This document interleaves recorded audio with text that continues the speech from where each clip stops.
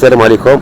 معكم رشيد الروميدي فاعل جمعوي من الساكنه ديال دوار حمار. خويا كنا نعانيو من المشكل ديال تسرب المياه الصالحه للشرب، ومن المشكل كذلك ديال سرقه العدادات غير قانونيه. عندنا هنايا في حساني مقاطعه دوار حمار الحساني.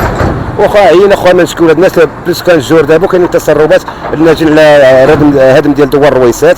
اليوم 15 باش ريبوه، وباقي دابا تما الماء غير ضيع خويا في الارض، وكاين كذلك عدادات غير قانونيه.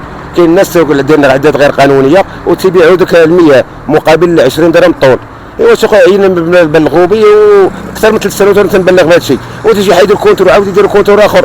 خويا حسبنا الله ونعم الوكيل في هاد الناس، ولا اله الا الله. خويا عينا مشكي ورسالتنا خويا السلطات وبالخاص الامن البوليس ما خاصو يدخلوا في هذا الشيء. عينا ما نعيطوا للسلطات، ما نعيطوا للشركه المتعدده. شحال من تقريبا هو سادس لايف عندي على هذا المشكل ديال سرقه المياه وعلى المشكل ديال تسريب المياه الصالحه للشرب. وحشومه خويا العام اللي فات كنا تنعانيو من فتره جفاف. الحمد لله تشوف كل شيء بعينك، كان حتى الحمامات نسدوهم غير 3 جور بارسومان، لي لافاج مسدودين حساب المقليل. وهذا العام تبارك الله صبت داك شويه الماء. حنا الحمد لله تشوف دابا الماء تيضيع هكاك. وحشومه هذا الشيء اللي كاين اخويا. اللهم اني بلغت اللهم فاش.